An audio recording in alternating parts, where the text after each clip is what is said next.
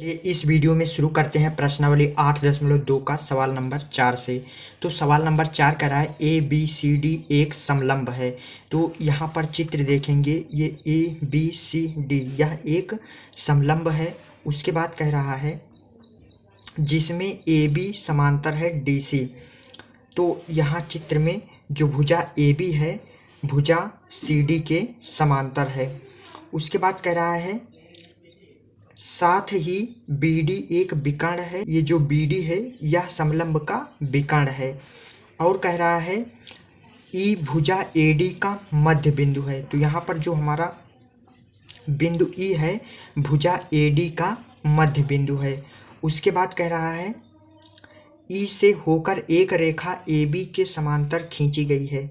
तो जो बिंदु है यहाँ से भुजा ए बी के समांतर एक रेखा खींची गई है, ये रेखा ई एफ खींची गई है। फिर उसके बाद कह रहा है जो बी सी को एफ पर प्रतिच्छेद करती है। तो यहाँ पर जो भुजा बी सी है इसको बिंदु एफ पर ये प्रतिच्छेद कर रही है, ये वाली रेखा। फिर कह रहा है दर्शाइए कि एफ भुजा बी सी का मध्य बिंदु है। अर्थात ये जो बिंदु एफ है भुजा बी सी का मध्य बिंदु है, अर्थात बीचों बीच में स्थित है। ये हमें सिद्ध करना है। तो सबसे पहले हम लोग क्या करते हैं, जो प्रश्न में दिया है उसको लिख लेते हैं। तो लिखेंगे दिया है। तो प्रश्न में क्या दिया है? प्रश्न में दिया है कि ए बी समांतर है डी सी के। तो इसको लिखेंगे ए बी समांतर है डी सी के। और कुछ खास दिया नहीं गया है तो अब हम आगे नहीं लिखेंगे। अब हमें लिखना है जो सिद्ध करना है। तो लिखेंगे सिद्ध करना है। तो हमें सिद्ध क्या करना है कि जो बिंदु एफ है भुजा बी सी का मध्य बिंदु है, ये हमें सिद्ध करना है। ठीक है, तो इसे हमें सिद्ध करने के लिए तो यहाँ पर चित्र में देखेंगे तो यहाँ पर एक त्रिभुज दिख रहा है, त्रिभुज ए बी डी। इस त्रिभुज में पहले हम हल करेंगे। तो लिखेंगे त्रिभुज ए बी डी में। तो इस त्रिभुज में हम लोग क्या देख रहे हैं कि जो भुजा ए डी है इसका मध्य बिंदु ई है। ठीक है, तो यहाँ पर लिखेंगे ई, जो हमारा बिंदु ई है भुजा ए डी का मध्य बिंदु है। यह क्यों है? क्योंकि प्रश्न में कहा है।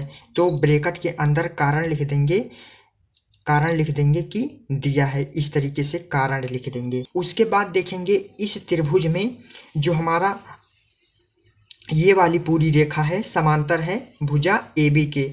तो अगर यहाँ पर हम ये जो पॉइंट है इसको हम जी मान लें तो यहाँ पर जो हमारा भुजा ई जी बनेगा यह समांतर होगा ए बी के। ठीक है, तो यहाँ पर लिखेंगे ई जी समांतर है भुजा ए बी के। क्यों है? क्योंकि प्रश्न में दिया है। तो इस तरीके से ब्रैकेट के अंदर कारण लिख देंगे।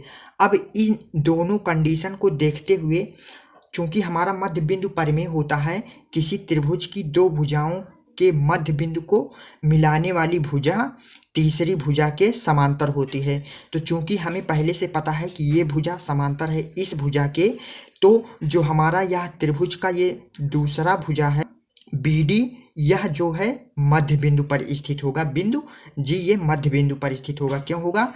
क्योंकि ये भुजा समांतर है इस भुजा के, तो ये मध्य बिंदु पर स्थित होगा। तो इस तरीके से हम क्या लिखेंगे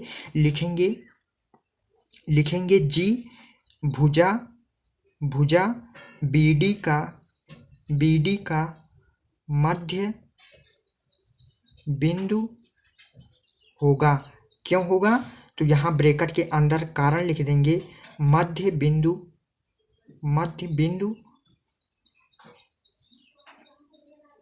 बिंदु परिमेय के विलोम से है। अब ये हमारा सिद्ध हो गया कि जो बिंदु जी है वह भुजा बी डी का मध्य बिंदु पर स्थित है। ठीक है, ये हो गया। अब यहाँ पर हमें एक त्रिभुज और दिख रहा है, त्रिभुज बी सी डी। अब इस त्रिभुज में हल करेंगे। तो लिखेंगे त्रिभुज बी सी डी में। तो इस त्रिभुज में हम लोग क्या देख रहे हैं कि जो त्रिभुज की भुजा बी डी है वह जी मध्य बिंदु है भुजा BD का। ठीक है, तो यहाँ पर लिखेंगे G भुजा BD का मध्य बिंदु है। क्यों है? क्योंकि हम लोगों ने ऊपर सिद्ध कर दिया है। तो यहाँ पर ब्रैकेट के अंदर कारण लिख देंगे, ऊपर सिद्ध किया। इस तरीके से कारण लिखते चलेंगे। ये हो गया। अब यहाँ पर देखेंगे चूंकि प्रश्न में कहा है कि भुजा CD समांतर है भुजा AB के। ठीक है, ये कहा है। और कहा है कि भुजा EF समांतर है भुजा AB के। अगर ये समांतर है इसके और ये समांतर है इसके, तो ये समांतर होगा इसके, अर्थात ये जो भुजा CD है समांतर होगा इस पूरी रेखा के। अगर इस पूरी रेखा के समांतर होगा तो ये GF के भी समांतर होगा। ठीक है, तो यहाँ पर क्या होगा हमारा कि GF समांतर होगा CD के। तो यहाँ पर लिखेंगे प्रश्न में GF समांतर होगा CD के। क्यों होगा? क्योंकि प्रश्न में दिया गया है। तो यहाँ पर ब्रैकेट के अंदर लिख देंगे दिया है। अब यहाँ पर फिर हमारा मध्य बिंदु प्रमेय लगेगा। किसी त्रिभुज की दो भुजाओं के मध्य बिंदु को मिलाने वाली भुजा त्रिभुज की तीसरी भुजा के समांतर होती है। तो चूंकि हमें पहले पता चल गया है कि ये भुजा समांतर है इस भुजा के, ये भी जो है मध्य बिंदु होगा भुजा BC का। ठीक है, तो यहाँ से हमारा क्या हो जाएगा? यहाँ से हमारा हो जाएगा कि F भुजा BC का मध्य बिंदु है। तो चूंकि हमें यही सिद्ध करना था तो ये सिद्ध हो गया। अब यह क्यों आया?